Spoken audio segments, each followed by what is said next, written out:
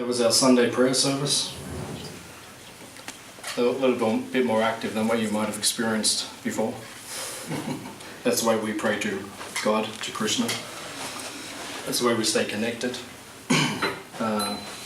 When one feels happy, one automatically feels like dancing. Actually, dancing is the nature of the soul. And there's an ancient verse in the ancient teachings from India in our tradition, which says that in this spiritual sky, what we call heaven or the kingdom of God, or however you like to describe it, it is said in that place, every word is a song and every step is a dance. So that's what it's like back in that world. And according to our tradition, all these pictures that we have, they're like windows into the spiritual world. You can see Krishna, God. He's a little distinct from everyone else. He's bluish in our tradition. You see, like when the sky is blue like this, everyone's happy. It has a psychological effect on the consciousness. You see, when it's overcast, people's moods change. So when that sky, Krishna is somewhat like that. He's got like that kind of colour, like a bluish colour, because it's the colour of bliss. Because by definition, Krishna, God, is happiness personified. So you see that he likes to dance. You see he's dancing. He's actually, one of his names is Nataraj. Nataraj means Lord of Dance. He is the king of dancing. Everyone else learns dancing from him. He is the best. And you see he sings and dances with his friends, and then he's having a picnic there, feeding the peacocks on the bank of the river. And up there he's with his cows, playing the flute. So that is our perception of the supreme, of the divine, of God.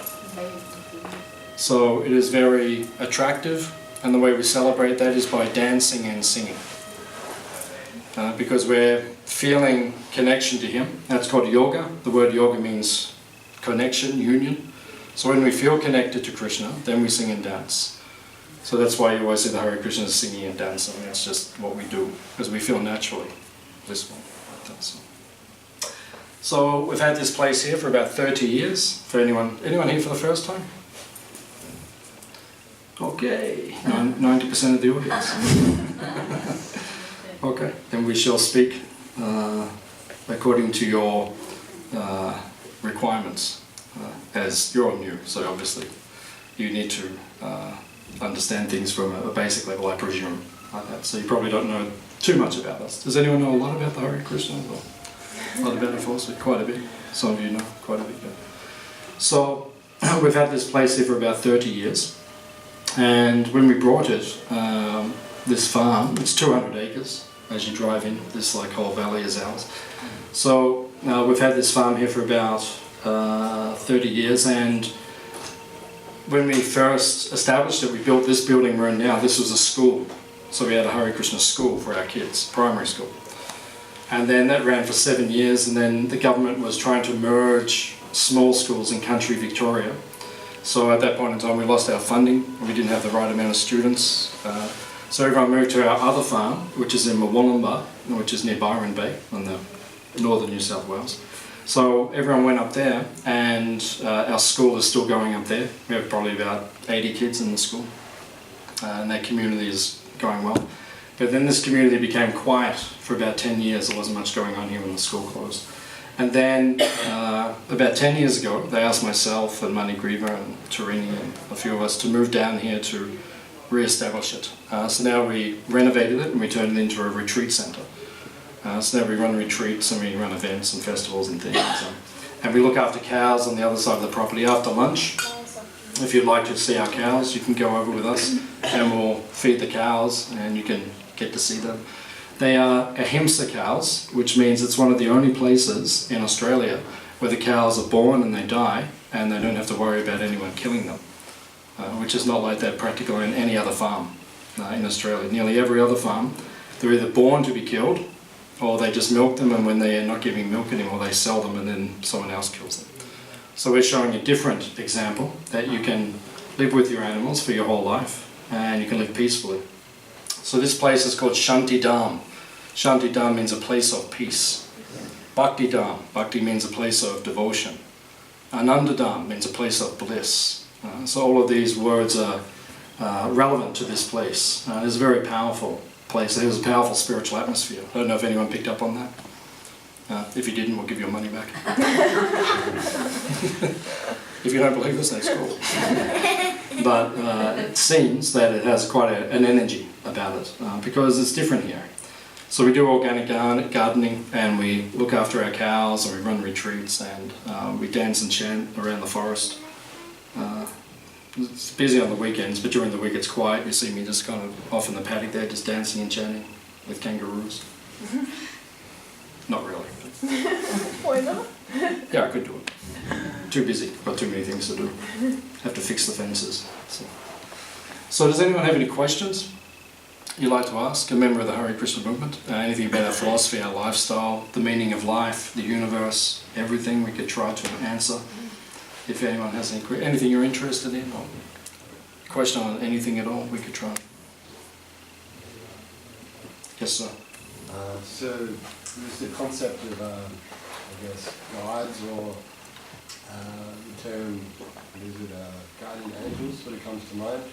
What do you guys sort of have to say about that sort of interaction and interest from outside of the physical realm, so to speak? What did you say first, God, or you said guardian angels? Or? Guardian, yeah, more the spirit-based help.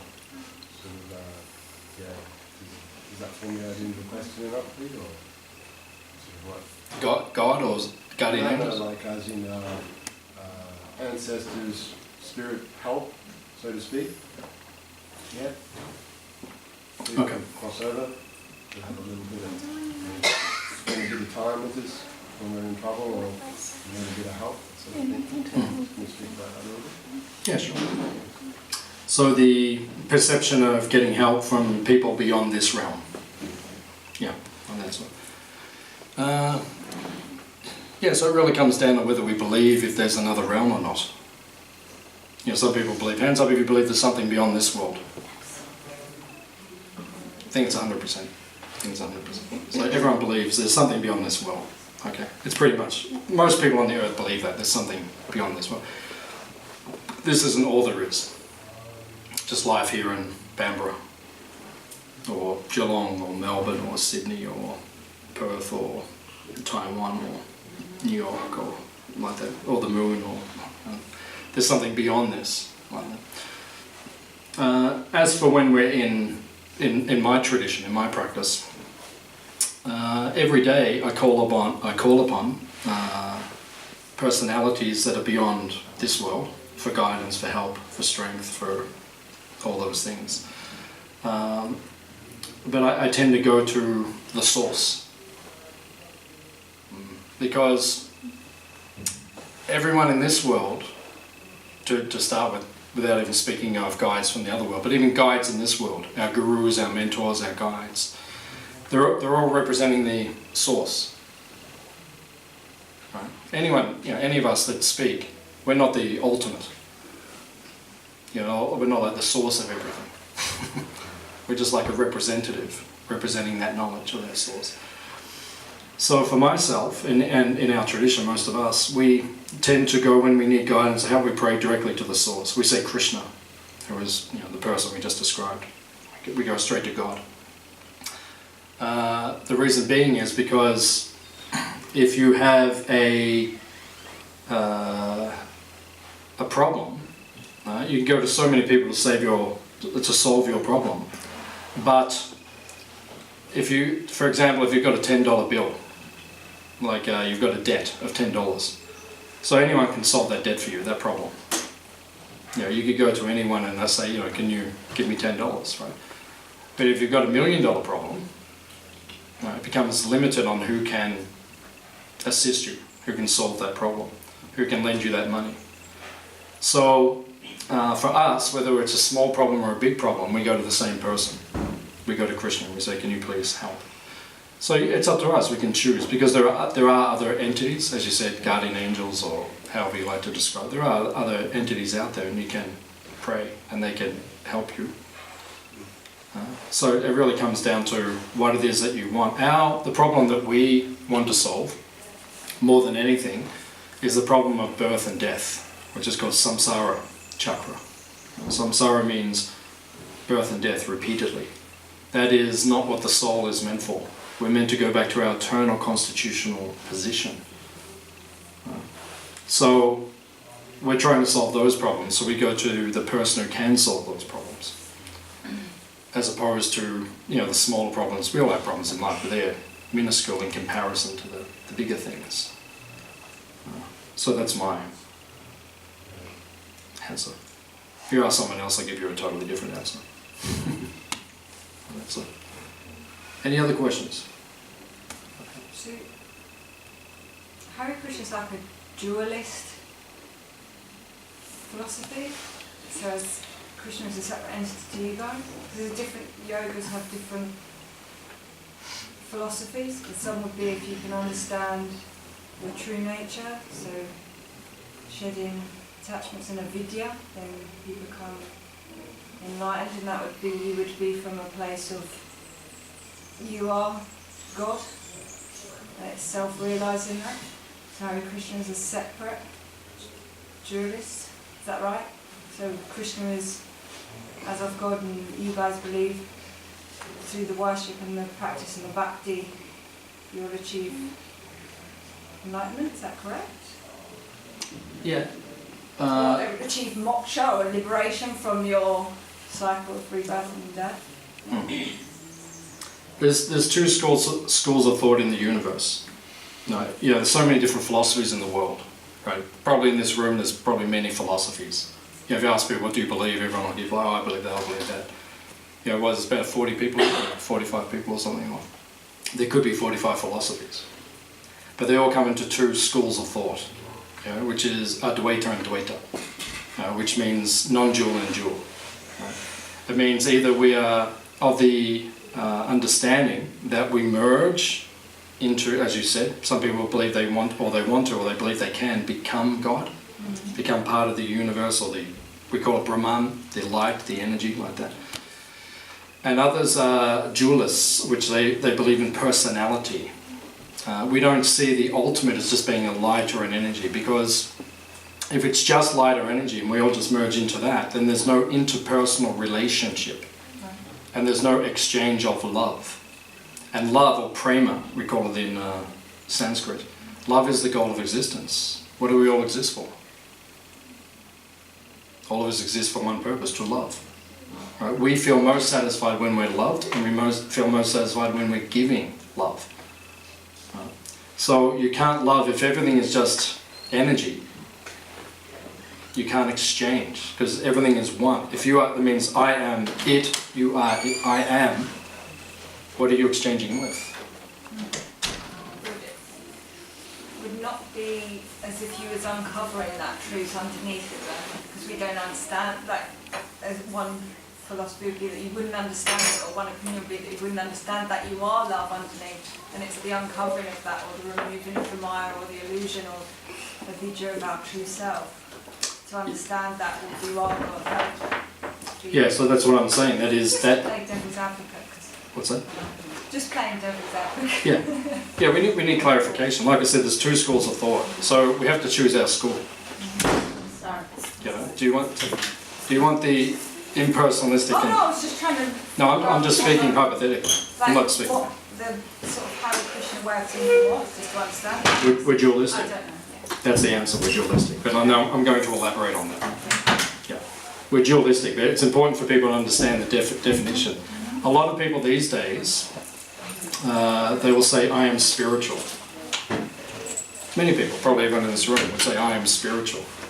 But because I'm also spiritual, I've been practicing deeply a tradition for 30 years. But when I meet a lot of people who are spiritual, they don't have clear definition of spirituality. They mix up duality and even in the conversation will change constantly. People don't really have clarity. It's like saying I'm a doctor, but you haven't studied law school. Oh, sorry, medicine. Whereas Krishna let me have a slip of the tongue to make me understand. Okay? If you don't study the thing, how will you understand it? And one observation I have of many people in this day and age, they don't study deeply the text. You know, they say, oh, this and that, and they say, no, what's your reference point? Right? You know, if you're studying medicine, you say, well, it says in this text that, if I act like that. If you study law, it'll say, well, in this text, this was the case that we presented.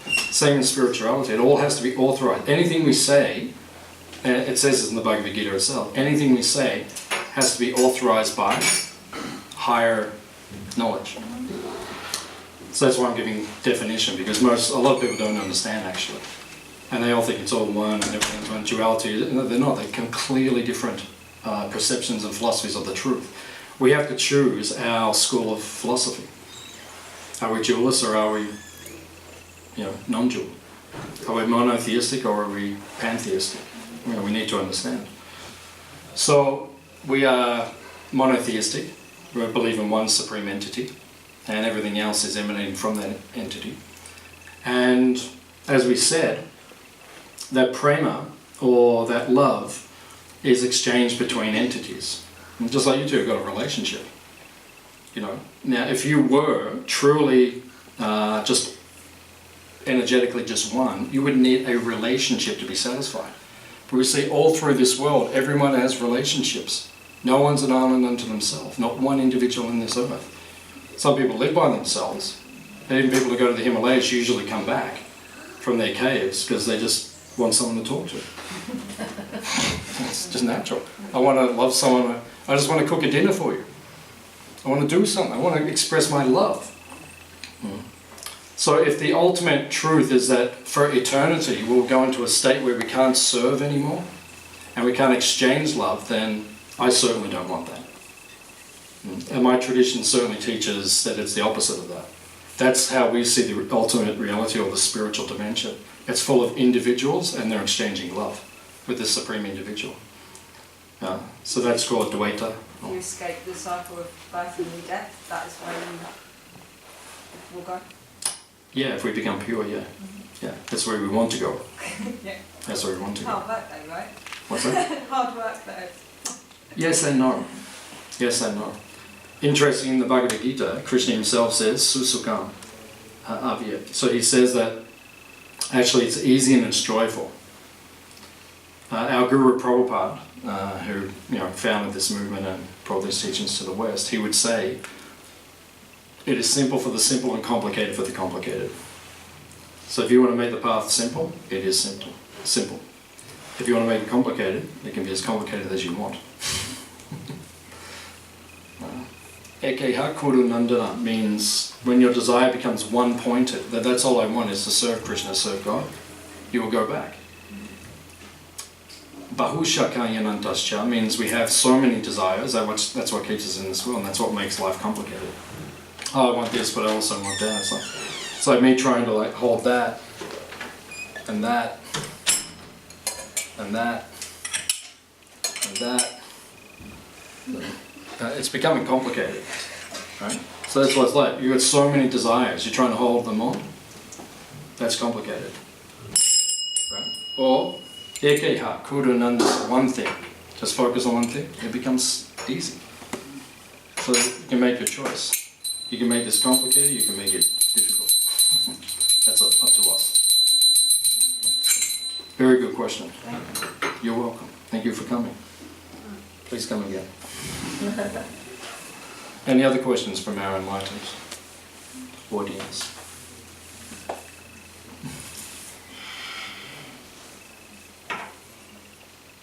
If you lived in a mountain cave and you were meditating on Krishna, wouldn't you feel satisfied anyway? Once again, yes and no. Because within your mind you could be serving him. Depending on how you see your spiritual life, you might have a physical form, but you could be not in it. Yeah. Serving Krishna. Yeah, hypothetically you could live in a mountain cave to avoid the chaos and the complications of this world. And by living in that mountain cave you could attain enlightenment, as you're saying. But for most of us that would be very difficult. Yeah, I'd probably last. Austere. What's it? It's very austere. Very austere, yeah. Yeah. Very difficult. And just not satisfying. You know, it's far easier being on the path, I find.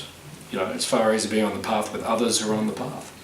Right. Because then you've got support, you've got those who are encouraging you, who are inspiring you, who are enlightening you. That's much easier.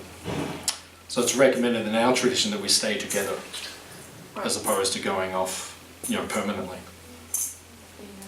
Yeah, being a hermit. Yeah, I could probably last about 6 weeks in a mountain cave by myself. Yeah. Yeah, by the end of that I think I'd be fairly enthusiastic to rejoin the others. Well, you'd have to do breatharian, like, because you're not going to leave your cave, are you? What's it? Like, if you're in deep meditation, somebody, you're not going to leave your cave, so you'd have to learn how to be a breatharian as well, because you're not going to be sitting there eating, unless you're eating bugs or something. I don't know. Yeah, Like, yeah. I like the Hare Krishna food. Yeah.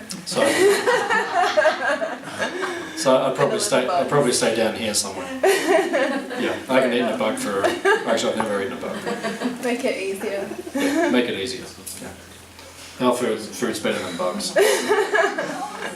Unless you're into bugs, I'm not. Or breatharian. Yeah, breath there, right now. Any other question? Mars, did you grow up with the same beliefs you have now? Did you, like, how did you become, how did you come into the beliefs you have now?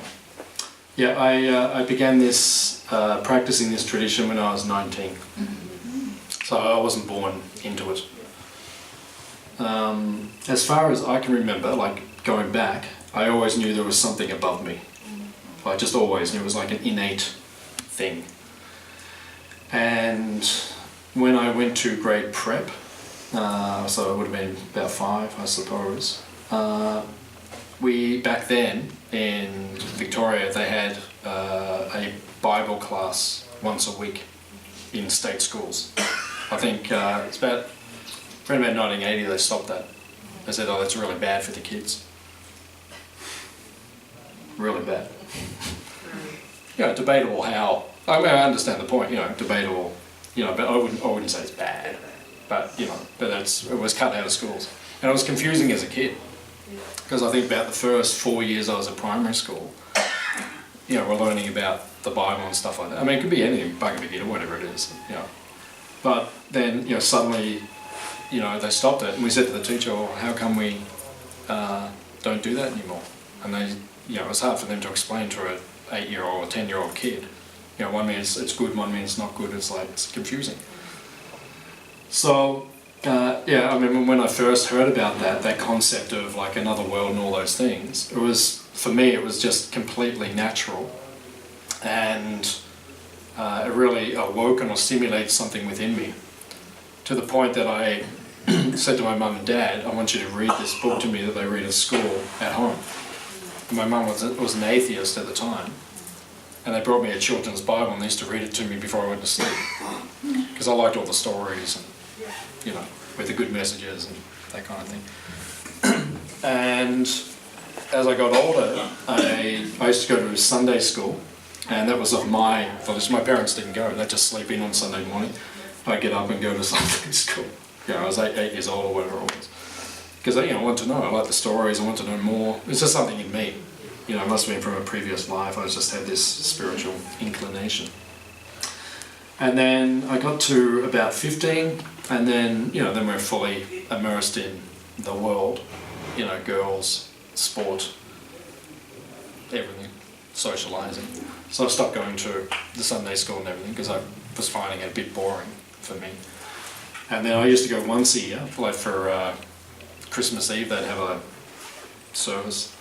I remember the last time I went was I was 17, but I went there and I didn't find it enlightening. I was starting to grow as a person. And I was asking questions. I actually said to the priest, well, what about reincarnation? And he said, well, that's not true. I just looked at him like, well, that's the most obvious thing that I can understand. Reincarnation, to me, is completely logical.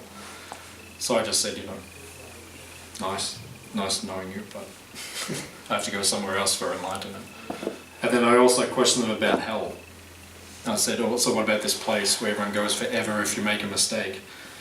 And they said, well, that's true. And I said, well, obviously to me that's not true. You know, there's no eternal damnation.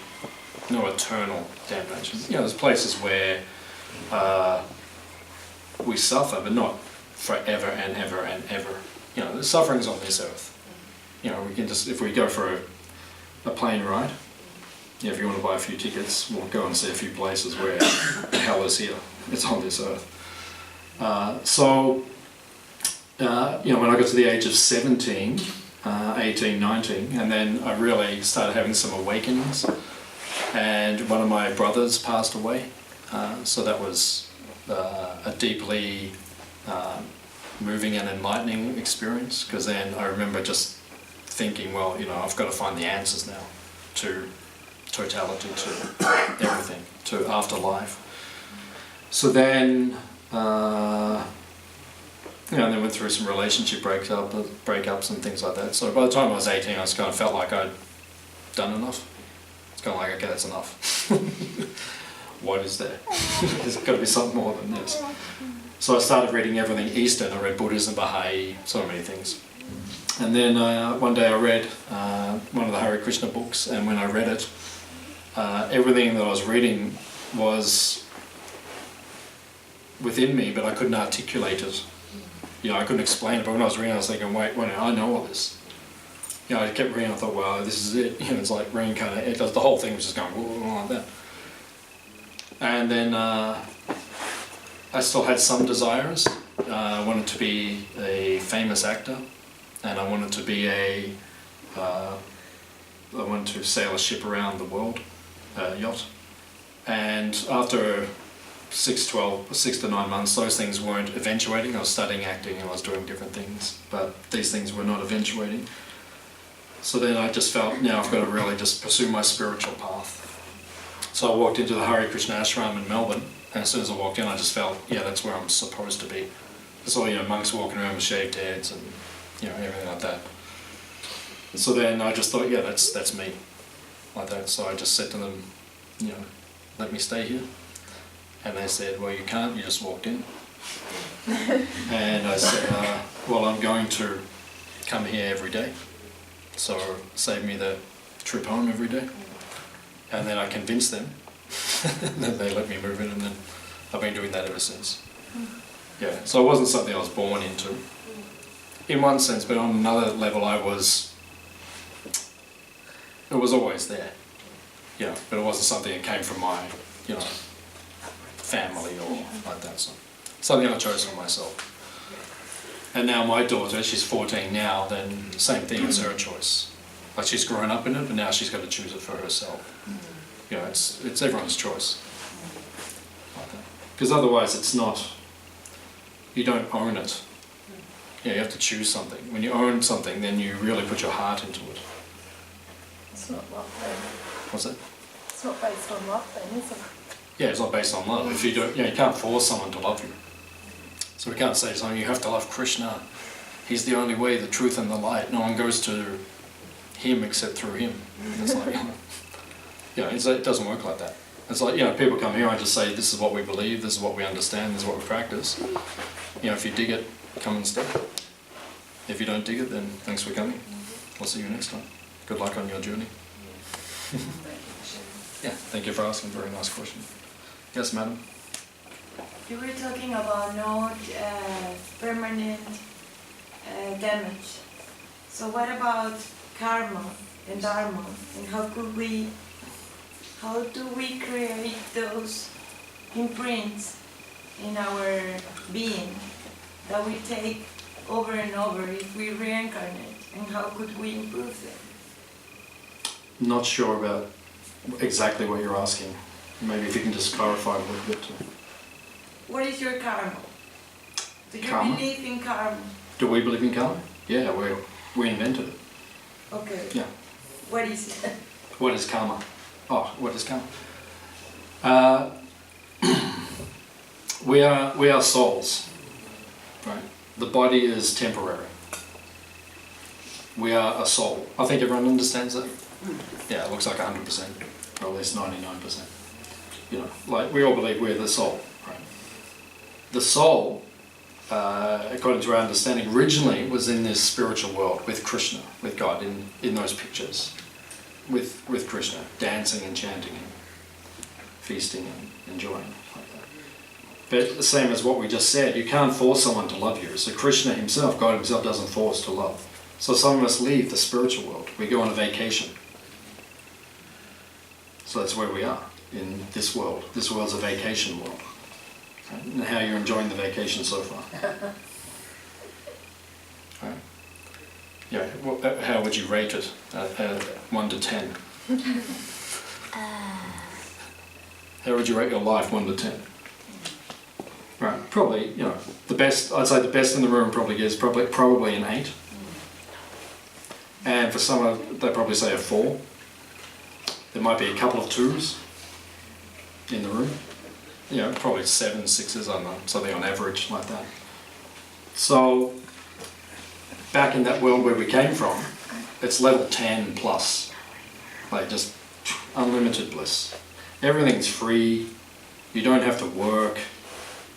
All you have to do, you know, if you just dance with Krishna, Krishna says, I'll take care of everything. What's the problem? You don't have to be born, you don't have to die, you don't get old age, you don't get disease. Is it a good deal? It's pretty good. That's what we're being offered, to go back to that world. But then we wanted to be separate. So he said, okay, be separate, get it out of your system. But when you get there, there's going to be a few problems. Otherwise we'd want to stay here forever. So he purposely makes it a little problematic, so that when you get here, then you'll want to release yourself and go back to the spiritual world. So that's when I'm coming to, if there are maybe some, let's gonna say, rules or ways, a path, to improve my karma, so I can come back to that 10 plus place. So that means that if I do complicated things, as you were explaining before, if I took the complex path and I do permanent damage, Permanent damage? You were talking before about that there is no hell because there is not eternal or permanent damage. So if I take the complex way, if I do things that don't help me really in my path to come back, that means that maybe there could be permanent damage. No. It means, we'll clarify first of all, karma. Okay, so we are souls from a spiritual dimension. We've fallen into this world, we're now we're encased in material form. And we identify with this form. And because we identify with this form, then we have material desires, which we're acting upon. Those material desires are what we call karma. The word karma means activity. That's karma, right? So if you do good karma, you get good results. You do bad karma, bad activity, you get bad results. What we teach is called akarma. Akarma means no karma. It means we dedicate our activities to Krishna, to God, and when we do those activities, they become directly connected to Him, offered to Him, they become spiritualized, and then in that way you don't have to be born again in this world to receive more karma. Does that make sense? Yeah. Yeah. So yeah, you have to choose. There's 3 types of karma. It's called vikarma, karma, and akarma. Technically, that's what Krishna speaks in the Bhagavad Gita. Vikarma means really bad stuff. You know, not nice things. So no one should do that. Right. Karma means good things, but in this world. I do good things, but it's all in this world. It's all about, you know, helping people in this world. Yeah. So many charities in this world. Oh, let's help people and do this and do that. That's karma. It's good karma. So you'll be born again in this world, and you will see the results of doing those good things. Good things will happen to you. But we don't want that, because any birth in this world, whether it's good or bad, is not great. If we go back to the other world, that's much better. So we do akarma, which means we dedicate our activities to Krishna for His pleasure. And at the end of our lives, if we're pure enough, then Krishna will elevate us back to that. So that's what we do. We do bhakti, or devotion, love and devotion to Krishna Himself. Does that clarify or answer? Yeah, it's okay? I can keep my job. Yeah. Okay, just asking. Then, Otherwise, I have to try harder if you don't have the satisfying answer. I have to answer more. So. Any other question? Yes, sir. Mine's about reincarnation. And well, what your views are in the Krishna society, whatever it is called. So, in reincarnation, do you guys believe that you can be reincarnated in a linear fashion, or can you be reincarnated at like any stage of the Earth's existence, now, past, present, future? And also, can you be reincarnated into like another planet somewhere else, or another dimension? Okay. The second half I understand. The first part I don't fully understand. What do you mean by linear? And So if you die and you've still not enlightened or pure? got purified yet, Yeah. do you incarnate in a linear fashion? So say like I died tomorrow, would my next incarnation be like next week? Do you know what I mean? Starting again? Or does it jump? Can I jump anywhere? Good question. Yeah. It's karma and transmigration of the soul, samsara, reincarnation, they are laws. So laws have a particular way of working. And they work regardless of whether we believe in them or not. That's why we don't say reincarnation is a belief. Because you might believe in it or not believe in it, it still happens. Right? Just like, you know, that's a law, right? What's it called? Gravity. Gravity, okay. So you say, I don't believe in gravity. Good luck. Go and jump off a cliff and just float. You know? People have done it. You know, like David Lee Roth, have you heard of him? There's a band called Van Halen back in the 80s. Yeah, when I was a kid. So he was a rock star lead singer. So, you know, he's off his face one night. You know, taking whatever he's taking. So he was convinced he could fly. So they're at a party and he was on the second level and he just ran and just took off, and then, you know, woke up in the garden the next day. You know, you tell everyone in the party, I can fly. Everyone's making bets, you know, can David fly on that? So, you know, it all sounds good, but yeah. So these are laws. So reincarnation and karma, they're laws. They act on all of us. So someone say, oh, I don't believe in reincarnation. That's nice. Fantastic. You don't believe in it. It still happens. Yeah. You can say, I don't believe in karma. Doesn't matter. It happens. Like that. And it's logical as well. You know, it's not something. It's not like we're saying believe in something illogical. It's very logical. In terms of reincarnating on a linear fate, yeah, it happens immediately.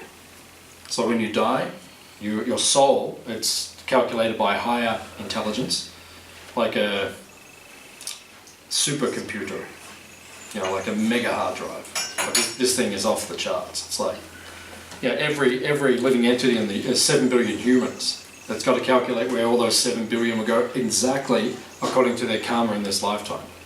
Right? Only one person can do that. Only one person's got the potency to do that. And he doesn't even do it himself. He just lets the whole thing run. But it's his energy which makes it all happen. So it's linear. Whenever you die, then you go into your next birth. What was the second question? Sorry, it slipped. Can you reincarnate onto different different planets and different dimensions? Yeah. According to the Vedas, these ancient teachings from India, just like last night was quite a clear night here. You know, it was all stars and it was quite beautiful.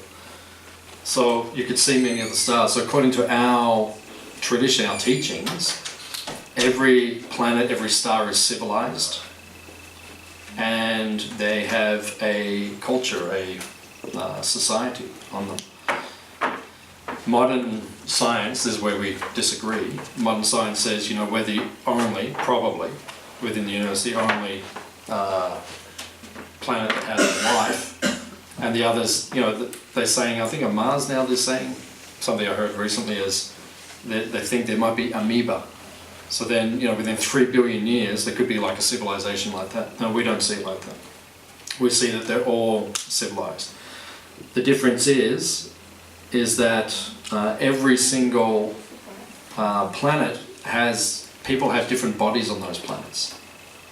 Right? And the most obvious example is the sun, which is just out there. It's the only planet we can see right now. So obviously if you're living on that planet, your body's made of fire.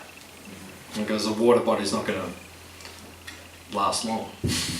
Just like on our planet, our body's made of water primarily. That's 78% liquid, my body. So it's suitable for this atmosphere.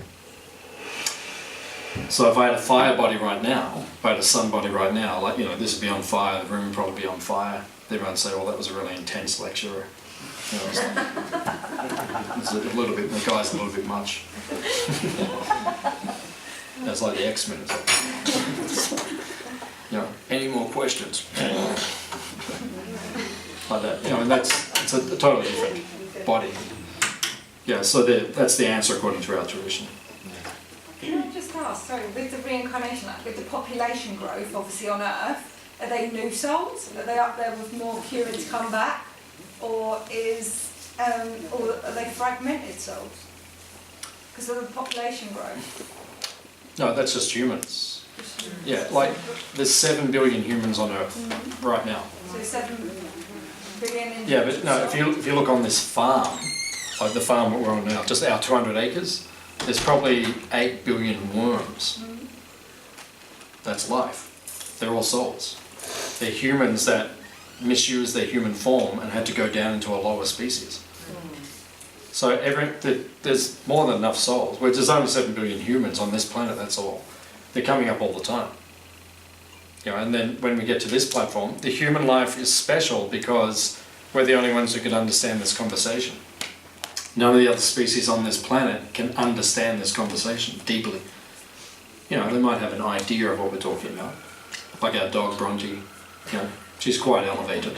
You know, we can tell she's not ordinary. So she'll sit here and you can see she's listening and she's kind of like, she's getting the gist. But it's not a meditation. Like her meditation is, you know, how much scraps are you guys going to leave for lunch? That's really where she's at. Yeah, she's thinking, well, you know, I hope you guys don't eat too much because I'll get stuff. That's really what she's thinking. You know, and sometimes, like, you know, I'm trying to get her attention and someone puts some food in the bowl, you know, and I'm like, Bronte, and she just takes off. And I'm like, well, what the hell was that? You know, we're having a deep conversation here. What's it? It's hardwired into the dog to get the food. Yeah, so it's only the humans that can understand higher things. So when you become a human, it says in the ancient teachings, there's a tato brahma jigyasa. So it means that human life is meant for self-realization. It's not meant for anything else. If you want to just have sex, this is not the body for sex. Right? The body for sex is the pigeon. They can do it like multiple times an hour. They can. Really? Yeah, pigeons. They can do like 60 times an hour. Yeah. So that's your thing. If you're into sex, you know, no problem. You know, you'll be given the body which is better. Don't think this is the body for sex. There's much better bodies for sex. If you've got a body for eating, don't think this is the body for eating. You know, a pig can out-eat us any day of the week. Hippo. That's all they do. Hippo, yeah, whatever. They're just machines. They're just built for one thing. There's a pom, pom, pom, pom. That's all they do. If you're into sleeping, this is not the body for sleeping. You know, become a bear, you can sleep for 6 months straight. Yeah, so this is the body for enlightenment. And if it's used for that, you're using it for what it's used for. If you don't use it for that, you run the risk of dropping back in to the other species, and it's not so fun down there. It looks all big, like sometimes I ask, you know, I'm giving a lecture and I say, what would you want to be, what species? And people say, I want to be an eagle. I just want to fly, I just want to soar through. They're completely in anxiety all day long. I watch them all the time. Everyone's attacking you, everyone out there, it's a war. It's just a battle all day long. You know, the eagles just flying and the magpies all think they're going to come and eat their eggs from their young, or eat their young, which they do. So every time there's an eagle up, all the magpies just come, they group up, and they just like bang, bang, bang. It's just the whole thing. Birds don't have stomachs, right? So it means they've got to eat all day long because they can't hold the food. We can eat, hold it there for 6 hours, and then we start getting hungry again. They can't do that. So you see birds when they're eating, they're like. I imagine if you had to eat your lunch like that. You're eating lunch today. It's like, oh, is someone going to kill me? People go, oh, I just want to be an eagle, man. I just want to fly. It's so beautiful, man. I just want to be a dolphin. I just want to float, man. It's so beautiful, man. I'm like the jade dolphin goddess. Yeah, it's like underwater. It's a whole battlefield going on there. It's like a whole other world, isn't it? Really? No, it's a battlefield. Yeah. It's a battlefield. Sometimes I go like snorkeling. Last year I was in Bali. I was snorkeling. It's a whole thing going on there. It's not peaceful. There's all the beautiful, colourful fish. They're all just going bang, bang, bang. All trying to. This big fish came in. Everyone just split. I'm like, oh, dude, can you just go somewhere else? Like, it's like everyone's just after each other. So this form is meant for one thing. And if you use it for that, you're successful. If you don't use it for that, then wish you luck. You can still come to our feast, that you just might be eating out of the jog bowl. So, any other questions? Yeah, in relation to reincarnation and souls living in different bodies, I've always wondered about plants because you can get a cutting off a plant and grow another plant from the original plant. So does that mean there's many souls in that plant that you're cutting? To me it seemed like it was a limb, but how do you explain that? Because that's something I've always had a hard time with understanding. Reconciling, yeah. I can't, there's nothing in the ancient teachings I've read about, you can go out that door if you want to. Okay. We've got a games room just there. If you want to go to the games room, there's things you can play with, or there's a trampoline over there if you want to play. I don't want to play. I'm just going to toilet. You want to go to toilet? Thank you. Thank you, Gary. Thank you. That's cool. So, I've never read anything in the ancient teachings to say how that works, but the simple answer would be, another soul enters into that limb, and then that's where the life comes from. Okay. Yeah, because I'm a gardener, so I love plants, and I'm always trying to understand how this works, because if there's a soul in that plant, it's The point is, wherever there's life, there's a soul. Yeah. That's the point. Okay, And I guess it got me thinking too, because our bodies are like a little mini universe as well. Except when we cut off our arm, it doesn't kind of crawl off and No. grow off into it. So that's why I'm wondering about plants. Yeah, the simple answer, I'll just give you the simple answer. I haven't read anything, but the simple answer is another soul has entered. It enters at the time of when you're... Not sure. Yeah. Its own roots. It grows its own roots and stuff, so it takes life after the soul enters. Yeah. So there's a soul there. Yeah. As for when it happens and all that, I don't know. If I knew, I'd tell you. Yeah. But I've never read it, so I can't. I'm not going to make it up. It happens I don't know. Yeah, I don't know. But it happens. Whenever you see life, that means there's a soul there. So all the plants there, they're alive. You pull them out, put them on the ground. In a couple of weeks, it's dead. The soul's left, right? Yeah, that's My body, that shows there's a soul there. When the soul goes out there, it's just a lump of matter. Like that. So, plants, it's a little technical. They must have their own. Yeah, it seems thing more going on. complicated. More complicated. Yeah. The world's complicated. In the spiritual world, no one's born, no one dies. It's an uncomplicated place. That's why we want to go there. Because this place is too complicated for me. I'm nearly 50. It's too complicated. Yeah. Every day it's like someone's got another thing, and it's like that. It's too complicated. Yeah. So just work it out, guys. Yes, madam. Does a rock have the soul? Does a rock have the soul? No, because there's no life. It's not living. It doesn't grow. But it has consciousness though. No, because there's no life. Okay. I just thought it had very low consciousness, but it still has consciousness. No, there's no consciousness because.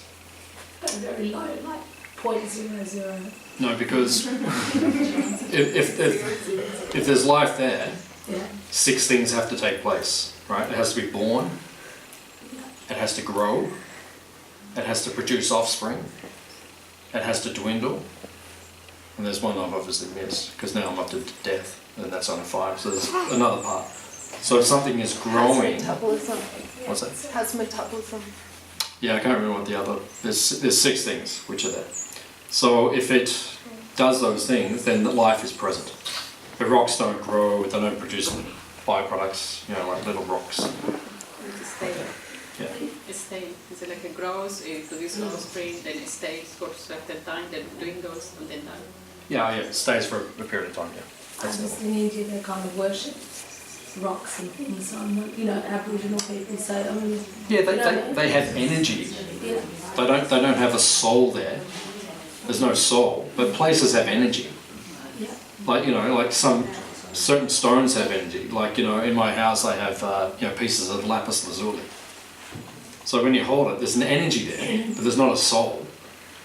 You know, it's not like, you know, I go in the morning, there's like little lapises kind of like starting to, yeah, yeah. you know, so it's not, it doesn't like get bigger and smaller and like that. So there's no soul there, there's no spiritual energy.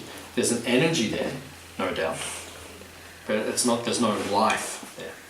It's a technical point. I understand what you're saying, right? There's an energy there, but it's not. But it's still something. It's not nothing. There's something there, yeah. Yeah. Different, and they have energy invested in them. Like rubies, red stones, they have energy from the sun, right? And the energy from the sun enters in and gives it a certain, like what we call a Shakti or an energy. So rubies have an energy, diamonds get energy from Venus, right? Blue sapphires are from Saturn, Jupiter gives yellow sapphires, right? Mars is in red coral. So, you know, the energies are there, like that, but they're not alive, so to speak. It's like a technical difference. It's like when you put your crystals out to re-energise them and stuff. What's that? It's like when you put your crystals out to re-energise them under full moons and super moons and things like that, and it's the energy of it. It's not actually like the saying. Yeah, it's not alive, but energy is absorbed. Yeah. Yeah, that's the clarification. Right, that's it. Any other questions? Yes, sir. Yes, ma'am. So why did even God, Krishna, angels, put us on this planet?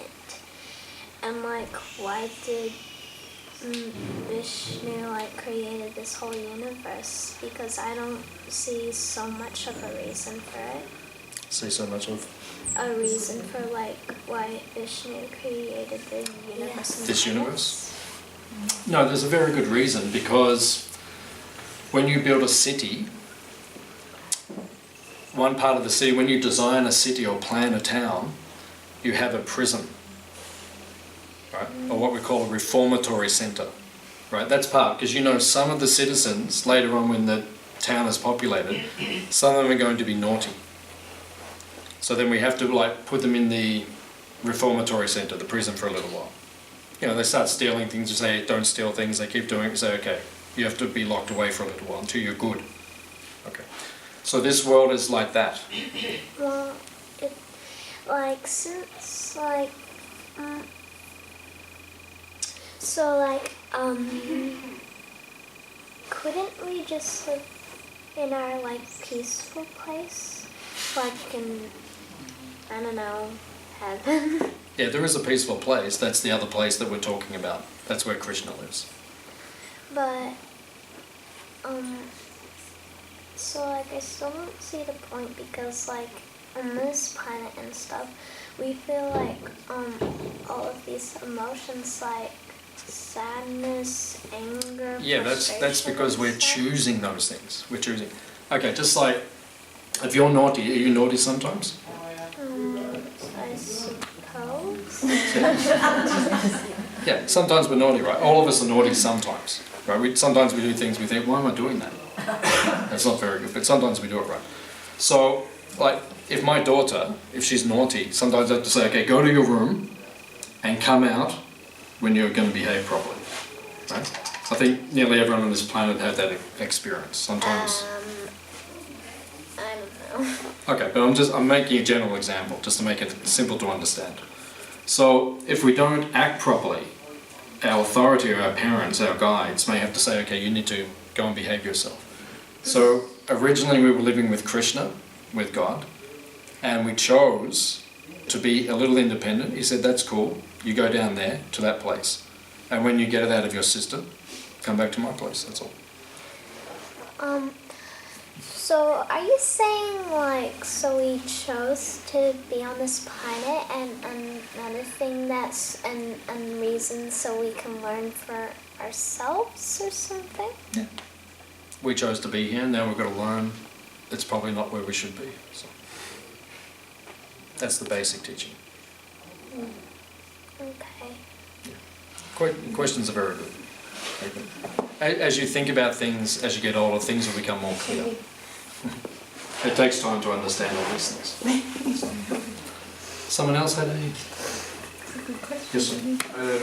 So, I'm just asking, I've heard a few good answers to this question, but I always forget them and I'm hoping that one sticks, and maybe that'll be yours. But when my meat-eating friends tell me that I'm murdering plants, but there's a different consciousness and there's an acceptance of being allowed to eat vegetables and plants rather than being able to eat meat, and I always forget these good answers that I hear to give them a retort. So I'm just asking you for yours and hoping that it sticks. Yeah, I can write it down for you if you want. That'd be great. Yeah, feel like that. We're vegetarians, right? It says in the ancient teachings, Jiva Jivasya Jivanam. Jiva means life. So it means every life must take another life to subsist. So I have to kill plants to sustain my life. That's the law of this world. Everyone has to take. A tiger, his food is actually humans, but other meat as well. He's a carnivore. That's what he eats. If you put like a tiger, if you put me or a bowl of halava in front of a tiger, 1,000 times out of 999 out of 1,000, he's going to choose me. That's his food. So sometimes, they might choose it, but that's generally what they will choose. For us, we're herbivores by design, and there's many physiological reasons why we're herbivores.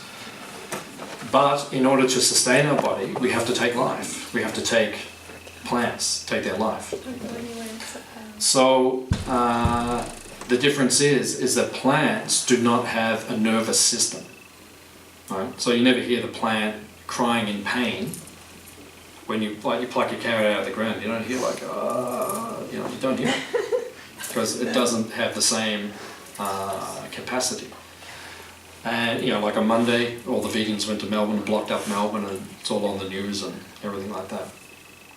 So because they're trying to tell people that if we eat the meat, you're creating suffering. And everyone have their placards saying, watch Dominion.com. There's a documentary which explains, kind of similar to what Earthlings was like. It's a new one. So basically, it's just giving us the point. It's murder. And according to the ancient teachings which we follow, it's considered unacceptable killing. Taking the plant life, according to Krishna, to God in our tradition, taking the plants is acceptable. Taking the meat is unacceptable. For the last 30 years I've never eaten meat, and I never will, even if you hold a gun to my head. Or maybe. But that would be like the extreme. If I'm in a desert and there's nothing else and it's life and death, But let's talk about day to day. I've got a choice. I can choose what I put in my mouth every day. Now in our tradition, just like you saw my wife came before, and she set up the table, we take the vegetarian food, never meat, because that's not offerable to God. Take the vegetarian food and we offer it to him in an act of love or devotion. Just like, if you come to my house, I cook a meal for you and then you come over and I say, hey, try this. So, we cook and then we offer it to Krishna, to God, in love and devotion, and he accepts that and it becomes blessed. And then it becomes akarma. Because even when if you're a vegetarian, even when you eat vegetarian food, there's still a little bit of karma, because you did take life. Whereas when we offer it, all that karma becomes cleansed, and then it becomes what we call prasad, or spiritual food. So that's why we don't eat meat, and that's how to make your food, your vegetarian food, just a touch better. I think so. Thank you. Question. And we video this as well, so if you can't remember the answer, just watch the... or send me a text, I'll say, yeah, it's like... The nervous system one's good. Yeah, nervous system's good. But Yeah, I mean, the other thing is, yeah, I can't remember, you know, like, I don't eat anything that's got eyes except a potato. You know, it's two different things. Like, you know, a goat or a rabbit or anything, you know, and a carrot, they're two different things. Yeah, I don't think it's an argument, but it's just good to have. I mean, Yeah. their response is not an argument, but it's Yeah. just good to have that. Yeah, so when people say to me, I just say, this is where we stand. Yeah, You know, there's no argument, that's how I stand. If you want to eat meat, do it at your own risk. Because according to our teachings, there's a lot of karma involved. A lot of karma involved. It's murder, yeah. and you will get the karma. Don't think you won't get the karma. Now, if you want to go and do that, you know, do whatever you want. But we told you. And when you're getting your karma in the next life, you know, then you can say, oh, yeah, I remember in my last life I was in that lecture and the monk said, you know, it's your choice. Do we actually remember like that though? Do you remember our previous life? Subconsciously, would we have some kind of memory of that, and then neural connection that would go, oh yeah, like this isn't right, like some kind of awakening that would go, oh yeah. Generally we don't. Okay. Generally we don't. Yeah, because I haven't seen it. Yeah, most people don't remember their previous life. Some might do. Yes, madam. If, for example, the Eskimo people, you know, they live in the north. Yeah. And in their case, they don't have so many plants options to eat.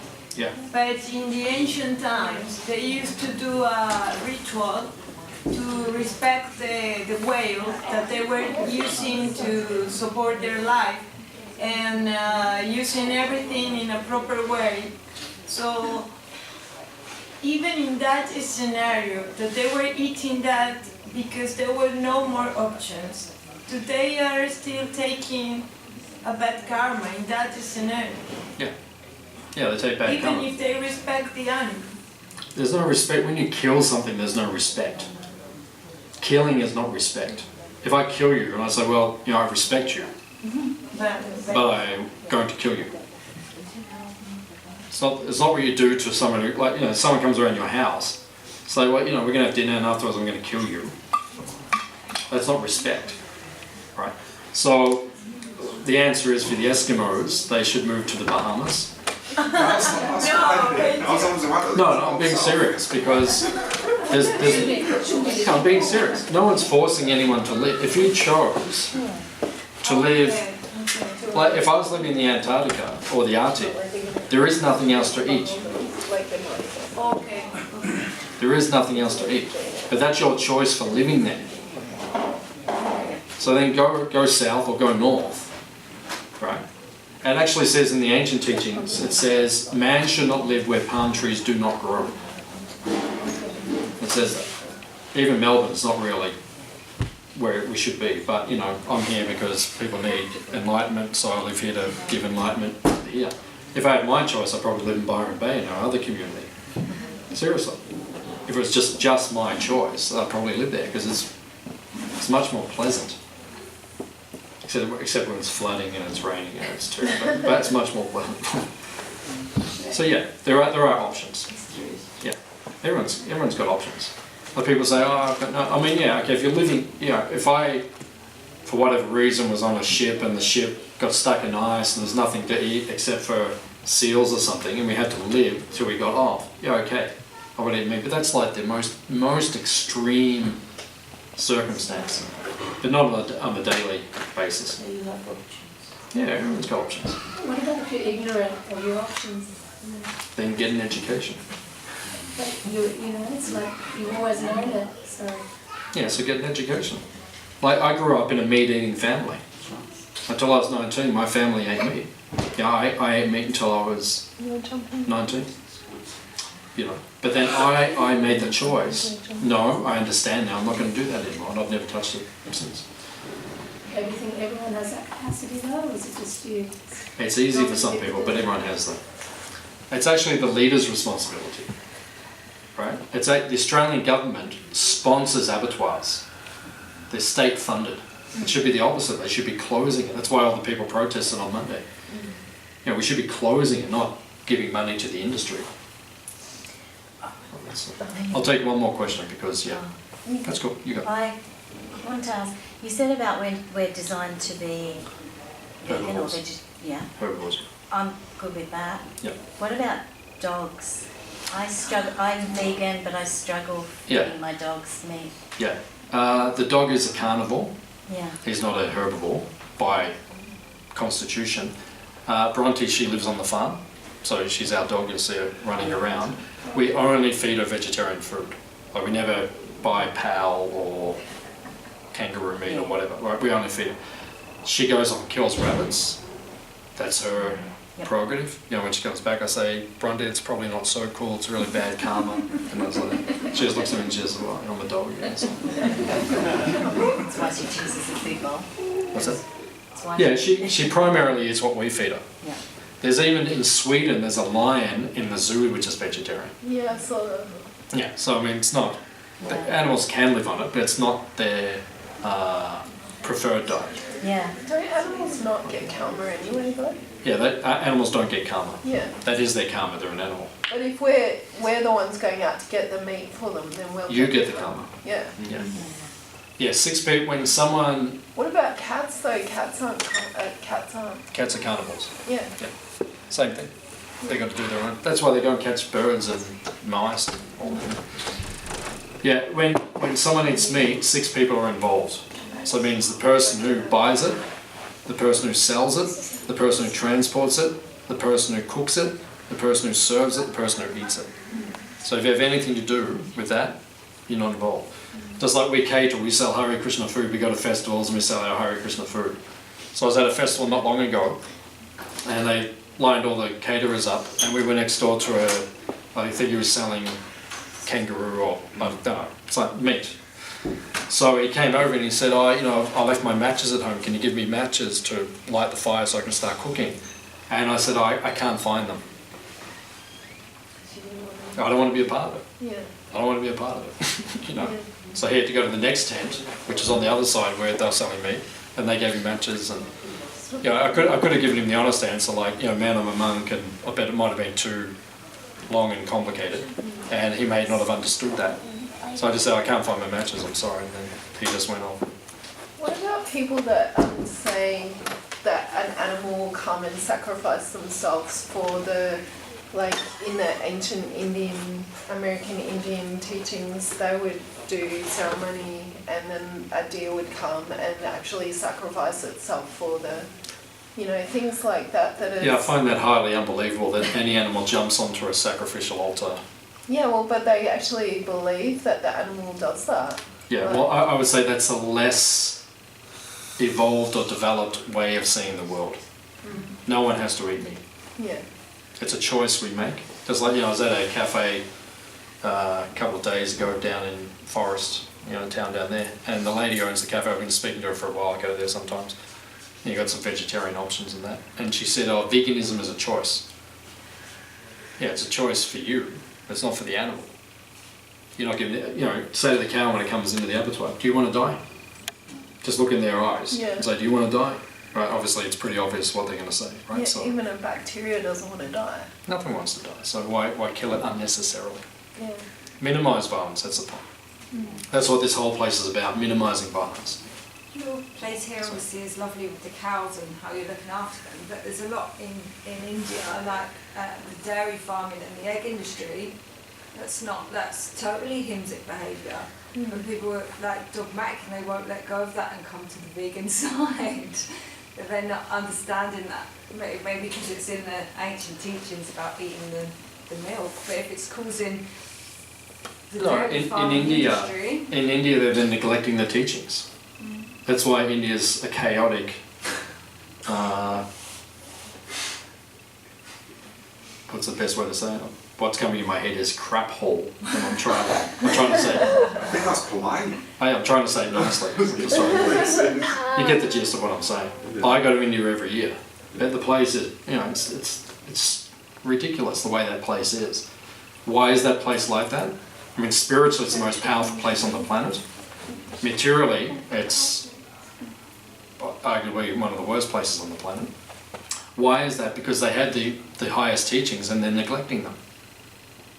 It says in the teachings, don't eat the cows, and half the guys, killing cows, killing chickens, killing everything. So, yeah, and that's why they get more karma than everyone else. If you do something in knowledge, you get more, like, if your parent says to my daughter, right? So I say, don't do that, right? She does it, and I say, hey, why'd you do that, right? But she keeps doing it. She knows, but she keeps doing it. I get more serious. So you get more karma. If you know you shouldn't be doing something, you keep doing it then. Yeah, we met a lot of Brahmin castes, and they said, with this Brahmin caste and this educated, and they but with now, the modern Brahmins, we eat meat and drink alcohol. I'm just like, but how does that make any sense? No, it does make sense. Like the modern Buddhists. Yeah, and that's the problem with the whole world. Everyone just makes up their own thing. And that's cool, do whatever you want, but then take the reactions for it as well. Accept the karma for it. When bad things happen, you don't say, I didn't do anything. You did something. So just act properly. That's all. Okay, we'll stop here for today. Your questions are very enlightening. I could go on for another 7 hours, but you guys need to eat. We're actually fasting today. That's today's a holy day for us. It's one of our special days. So we're not going to eat until the sun sets. What holy day is it? It's called Ram Navami, or the appearance day of Ram Navami, or the appearance day of Lord Ram. So it's an important day. Yeah. So we're fasting. So I have a very nice magazine here. This magazine is free. It tells you all about the Hare Krishna movement, philosophy, lifestyle. You're welcome to take it. Just come and take it. If you like to give a donation, just leave it there. Donation box is there. If you want something to eat, just go out, turn right, and we'll just serve down here. It's a nice day today, so we'll probably just eat outside, so you can all have a picnic. So thank you for coming. Thank you. Please come again.